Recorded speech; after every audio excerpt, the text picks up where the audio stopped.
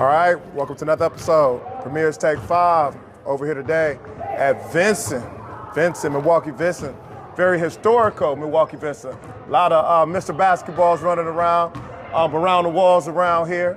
A lot of championship girls and boys. But we got the coach here today, Mr. Ravonte Dantzler. Mr. Ravonte, how you doing today? I'm doing well, Coach. How you doing? I'm great. Good to see you again. Yeah, Happy New Year to everyone. Same here. Happy New Year to you. We had a whole year off last year, man, the pandemic, man. The pandemic, it was real rough on city basketball players. I know coaches like yourself was itching to get on that court, itching to grab that board, draw up some stuff. With that being said, now that you got back in the building with your boys, what's the biggest thing you've seen that hurt them as a team? As far as, aside from condition, I would say the IQ and the mental aspect of it. We always preach the game is more mental than physical, 90% mental, 10% physical. And, the physical part you can control, but if you don't have the brain aspect of it, you're not out there thinking, that's going to hurt. And so not having that time, I told the guys, 20 months off, 612 days. That's how long it's been when we started November 15th since, we touched the last basketball. So that's what we've been trying to harp on, just get the guys to buy into the mental aspect, of basketball. The physical thing we can deal with, and that'll happen. But if you don't have the mental, then we're at a disadvantage. At a disadvantage, definitely. So with that being said, the city conference as a whole has changed over the years. I know exactly where you played at. I know, but you definitely know what's been going on in the city conference. In your eyes, what's been the biggest change within the city conference since you were playing ball? I believe it's the level of play has gone down. I don't think players are taking it as serious as they used to. You think about some of the good teams. They had the starters were good, and the 6th, 7th, 8th, 9th, 10th man were good. Now it's more development, that we have to do in the city conference, because we don't have that luxury of having those guys be good at 8, 9, the 10th man be good.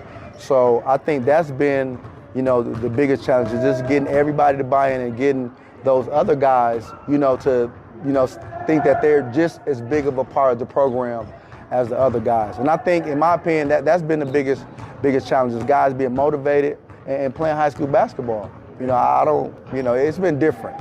It's been different. All the tall guys, they want to be rappers and stuff, and then, the short guys want to hoop. So the times have changed, definitely. Definitely, I like that. I like that answer a lot. You're definitely on point with that.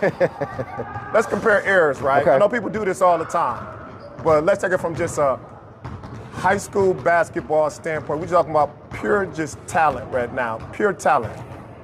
More talent in the mid-90s, or more talent in this late, let's say 2016, 2022 era? We're just talking about talent-wise. I would say definitely our era. Now, I'm not being biased. I'm just thinking about all the guys that came up, especially from Vincent. You got Rodney Buford, Marcus Landry, Carl Landry, Deontay Tatum, Greg Brown. I mean, just think, that's just talking about Vincent. You know what I'm saying? You think about, King, Corey Lucius, Deontay Flanoro, guys of that nature.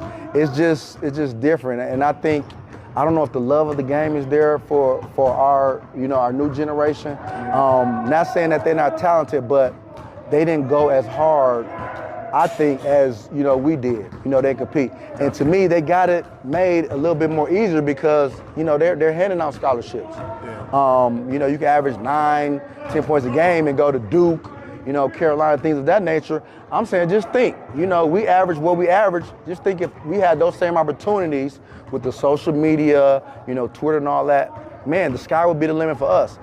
There's no knock on that. We're just trying to get guys to understand that, hey, if you want a scholarship, you know what I'm saying?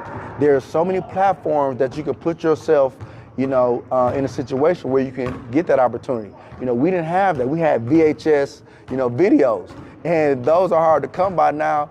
You know what I'm saying? So now I think is they have more of an opportunity. But I would definitely say our era competed more, you know, a little bit more talented. You know, now the skill levels is a little bit better because, you know, you add in, you know, the step backs and things of that nature, which is, you know, hard to do. Guys weren't doing that as much then as they do now. You know, we kept it simple, pull-up game and stuff like that. Now, you know, the guys are in tune to watching highlights and things of that nature. So they're trying to incorporate that into their game, and it's just not, you know, beneficial for everyone. Yeah, definitely, definitely. Coach, you do a great job over here with your team. One thing I do admire you for with your team, you guys seem like you always have that brotherhood, a lot of camaraderie over here. I know for a fact your boys come back, they visit you, and you guys still, you know, like I said before, have that brotherhood. And I just want to commend you for that, because out here with this basketball game now, you don't see a lot of players coming back hollering at their coaches. A lot of times when you're done with them, a lot of coaches, they just done with them. So I just want to big you up for that. With that being said, Coach, what are some future goals you have for yourself as far as coaching? You got anything you want to do besides high school basketball, or any goal you set for yourself as a milestone, your coaching pinnacle or whatnot? Not really. I mean, the ultimate goal is always to win a state championship. And I honestly think, you know, last year we would have had a great opportunity to do that.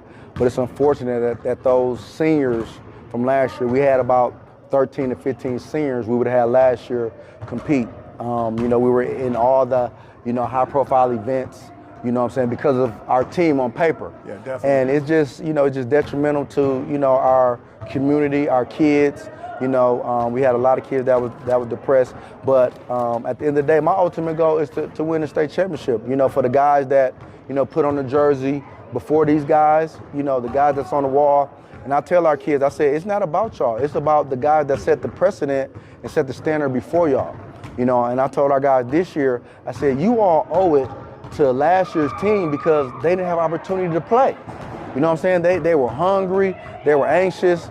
And now it's gone by the wayside. We will never get the opportunity to know what they could have done.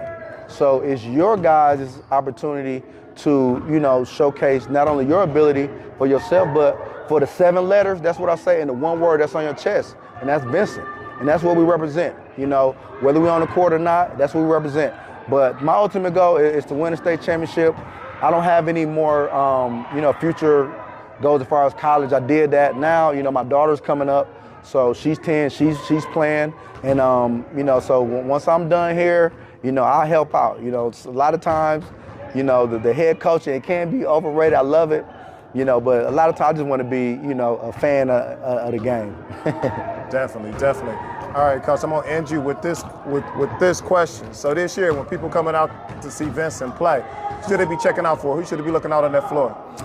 We have a couple guys, but one in particular, you know, he's probably, you know, I've always told you, your hardest worker is the guy that stands out. And he stands out in the classroom as well. He's a 4.0 student.